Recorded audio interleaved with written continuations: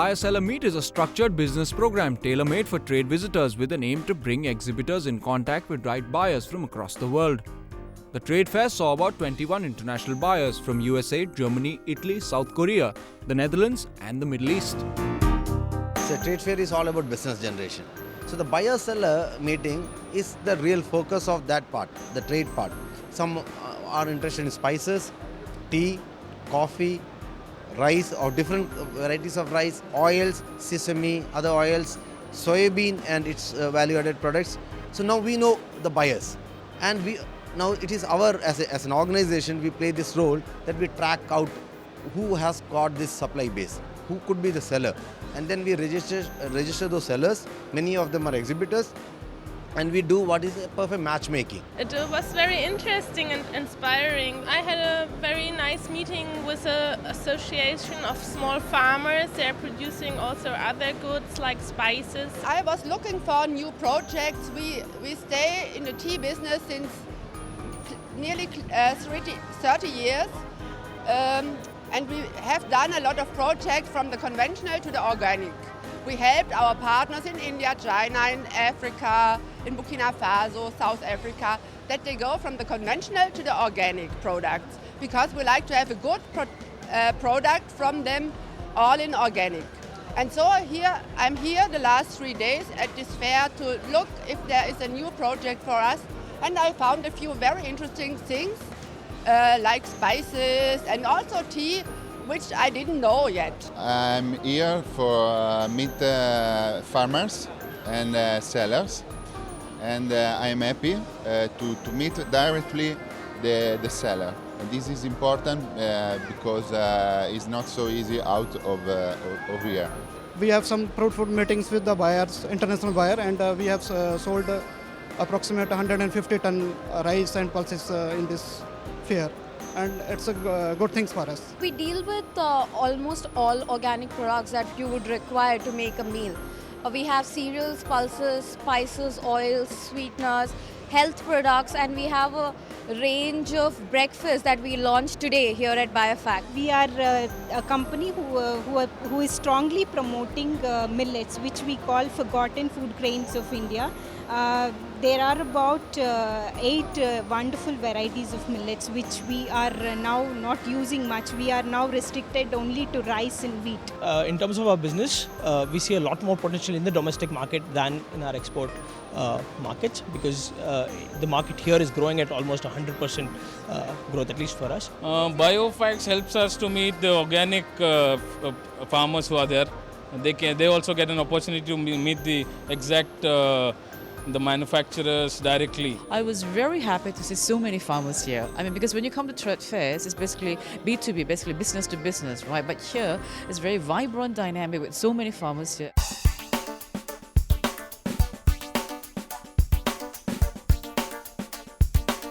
The trade fair also brought a unique concept of sustainable bio-villages into focus, a logical extension of the concept of livelihoods based on development of organic farming that will aim at increase in farm and rural incomes. Organic is not just stopping of chemicals. Organic agriculture goes beyond that. That is livelihood, increase in income of farmers, better food to the consumers, and environmental protection. Everything put together. So it is trying to address all the aspects of livelihood, markets, and a third very interesting new concept called the bio-village. The whole area becoming organic and taking care of various objectives. For example, a farmer, just by stopping chemicals, may become certified organic. But what is the real benefit that he or she will accrue from it? We are looking at a farmer's land and trying to increase income per acre or per unit area.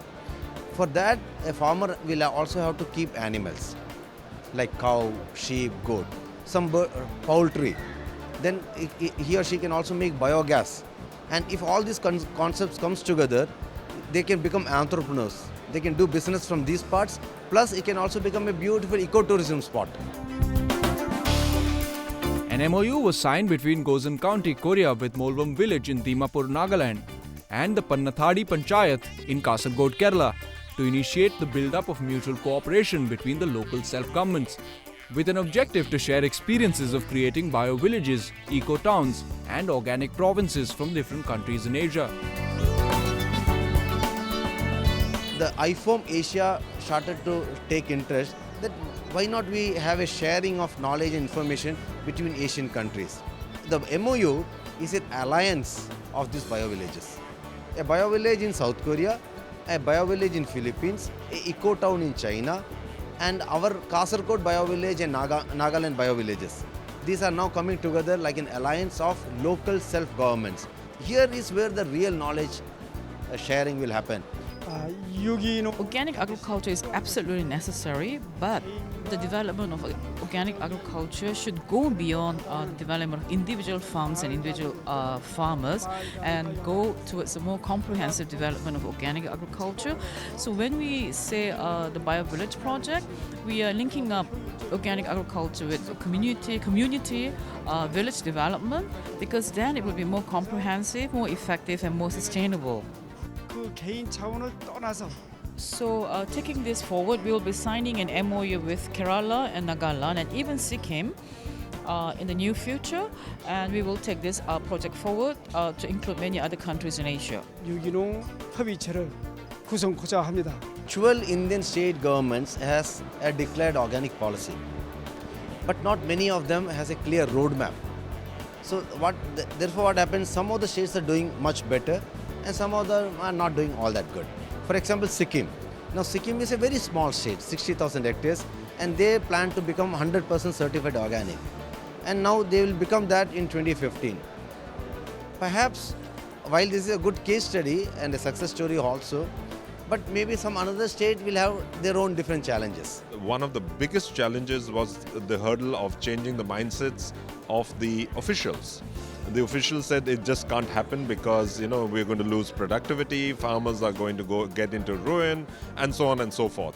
Farmers naturally, some of them don't change, but through a process of intense awareness building, we've managed to do that. पहाड़ में तो ज़्यादा दिक्कत नहीं होती, जो मैदानी क्षेत्र में है उत्तराखंड का उसमें थोड़ी दिक्कत है, लेकिन अब लोग समझने लग गए कि जो केमिकल की खेत है उसकी मिट्टी बहुत टाइट हो जाती है, जिससे पानी रुकता है और उससे फसलें सड़ जाती है, और जो हमारे ऑर्गेनिक खेती है उसमें पानी ज़मीन के अंदर चले जाता है और खेत की फसलें सड़ती नहीं है, ये लोगों को दिखने लगा है. We have near about 7 lakh hectares under organic farming and near about 1.5 lakh hectares under organic certification. And more than 65,000 farmers are there. We are trying to promote organic farming in our state, and we have also declared our organic farming policy last year. Converting a farmer from conventional to organic is a big challenge because the production, they lose the production in the first 2 years, which is a loss to the farmer. But as organic, we get good prices. All these losses are covered in the next when they are certified. The conference concluded with a special session on IFOAM Organic Leadership Course Graduation Ceremony, felicitating 16 future organic leaders from 8 countries. The increased participation at this 6th edition in Kochi reflected the growth of the organic movement, sending a very positive note for the industry, farmers, as well as consumers of organic, safe and healthy farming and food.